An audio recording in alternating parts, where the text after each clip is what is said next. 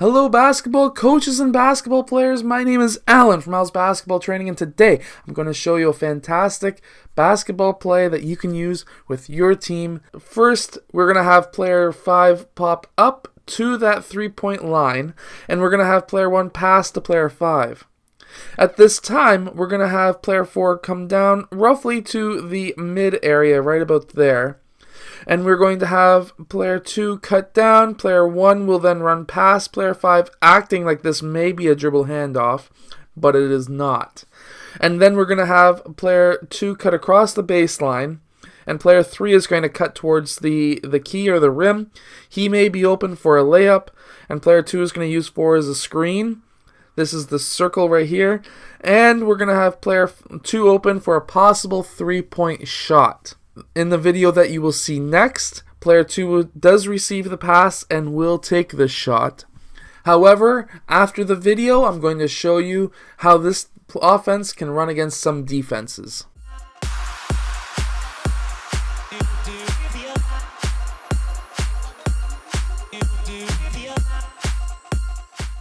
So now let's run this offense against a man-to-man defense and see what happens. This is the defense that was just in that past video that you just seen. So we're going to have player 5 pop up, and 5's going to trail him. 1's going to get 5 the ball. Now we're going to have player 2 cutting across the key, and 2 red is going to be following him. 1 is going to be using 5 as a fake dribble handoff. This may be a screen, so he may be open for a 3-point shot as well. And then we're going to have player 3 cut towards the key.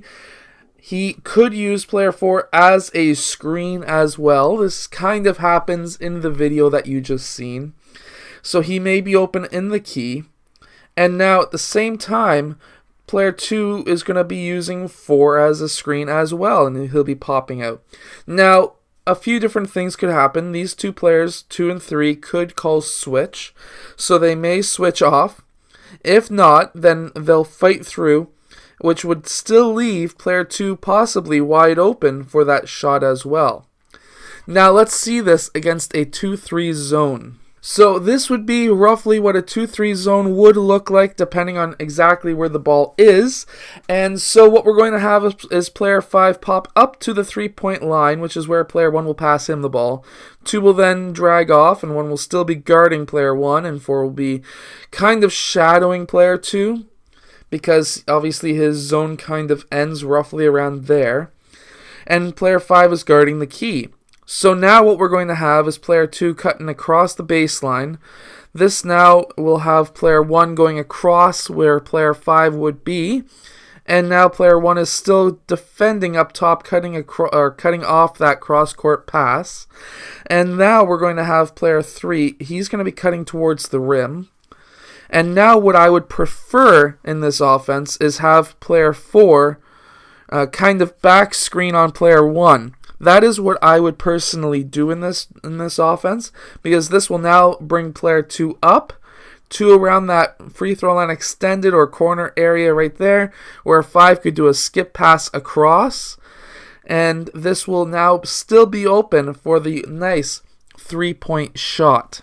Now let's try it against a 3-2 zone and see what happens. Okay, so here is the offense against the 3-2 zone. So we have player 2 shadowing 2, 1 is guarding 1 right on, and 3 is cutting off any passes that are going to this side of the court. Now we're going to have player 5, he's going to try and beat player 4, which is going to be pretty easy because his zone ends right around there. And if player 2 doesn't see that because he's facing this way, he's going to then be left alone, so player 5 will get the ball. Now player 2 is going to step up. 4 is going to step out, kind of shadowing player 2 blue.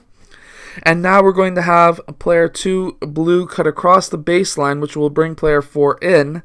And now we're going to have a player 3 blue. He's going to cut across, which may bring player 3 red in pretty close.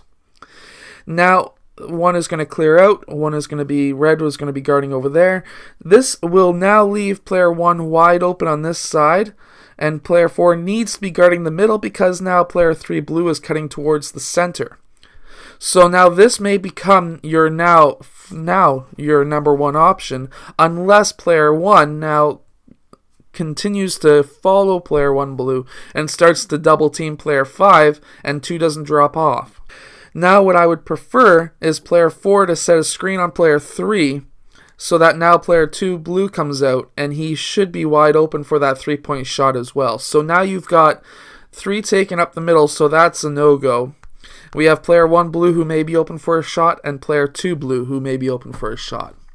I hope you have enjoyed today's video. If you have, please like and subscribe because I make these videos every single day, and I will see you guys next time.